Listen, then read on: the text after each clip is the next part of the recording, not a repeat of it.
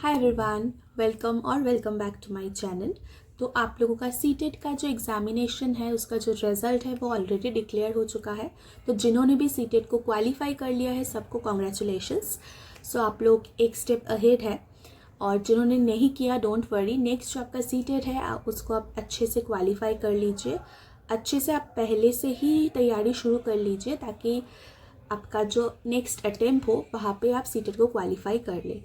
तो CTET qualify तो अगर आपने कर लिया, अब आपके मन में ये क्वेश्चन रहेगा कि सीटेट तो कर लिया, नेक्स्ट हम क्या कर सकते हैं, इसके बाद क्या क्या अपॉर्चुनिटीज़ है सीटेट को क्वालिफाई करने के बाद। सो देखिए, सीटेट एक क्वालिफाइंग नेचर का होता है। इसको क्वालिफाई करने से बहुत सारी चीज़ है, बहुत सारे अपॉर्चुनिटीज़ है वो ओपन हो जाते हैं। मैं पहले छोटे से स्टार्ट करती हूँ कि क्या क्या चीज़ होता है।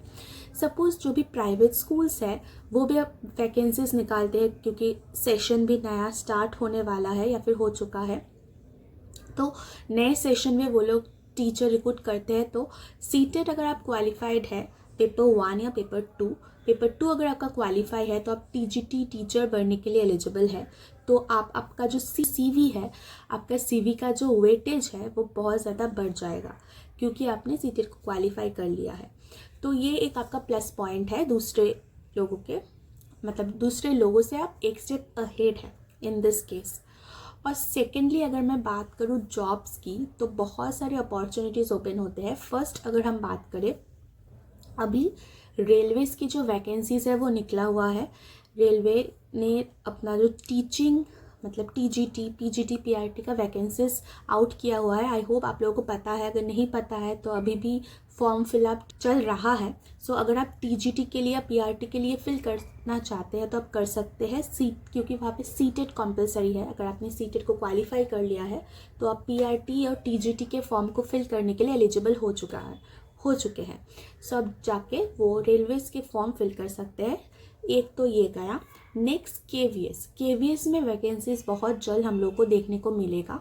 तो हम लोग को इसी वजह से सीटेट अगर आपका क्लियर है तो आप केवीएस का फॉर्म फिलअप आप कर सकते हैं। तो केवीएस गया। पीजीटी या पीआरटी जिसके लिए भी आप फॉर्म फिल कर सकते हैं, केवीएस के लिए आप एलिजिबल हो चुके हैं क्योंकि आपने सीटेट को क्वालिफाई कर लिया है। इसके बाद अगर हम करें EMRS Eklavya model residential school है, वहाँ के भी वैकेंसीज निकलने वाले हैं बहुत ही जल्द। तो वहाँ पे भी आप अगर सीटेट को क्लियर कर लेते हैं तो you are eligible to apply in Eklavya model residential schools also. Next NVS, Navodaya Vidyalaya जो होते हैं वो केवीएस की तरह ही होता है। तो एनवीएस में भी आपका जो अपॉर्चुनिटी है सीटेट क्वालिफाई करने के बाद वो ओपन हो जाता है। सो ऐसे बहुत सारे आप देखेंगे आपका जो रास्ता है वो खुल चुका है, क्योंकि आपने सीटेट को क्वालिफाई कर लिया। सीटेट पीआरटी टीचर और टीजीटी टीचर बनने के लिए आप एलिजिबल हो चुके हैं। पीजीटी के लिए सीटेट नहीं लगता, लेकिन हाँ ऑफकोर्स अगर आप ट्रेन ग्रेजुएट टीचर बनना चाहते हैं जो कि 6 से लेके आपका 8 तक होता है या फिर कहीं 10 तक भी आपको देखने को मिलेगा, सो सीटेट बहुत इंपॉर्टेंट है।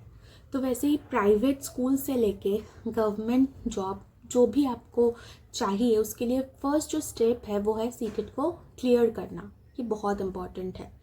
सो आई होप आपको पता चल गया होगा कि सीटेट तो हो गया है, अब आपको अपकमिंग क्या करना है, क्या क्या वैकेंसीज निकलने वाले हैं। तो धीरे धीरे आप आपकी तैयारी अभी से ही स्टार्ट कीजिए, क्योंकि जो बाकी एनवीएस, केवीएस या फिर आपका जो भी रेलवे का भी एग्ज़ाम है उसके लिए आपको पढ़ाई अभी से स्टार्ट करना पड़ेगा, क्योंकि सिलेबस बहुत वास्ट होता है, क्वेश्चंस भी बहुत स्टैंडर्ड क्वेश्चंस आते हैं। सीटेट की तरह नहीं कि सीटेट में तो बहुत ही मैं कहूँगी कि इजी आता है।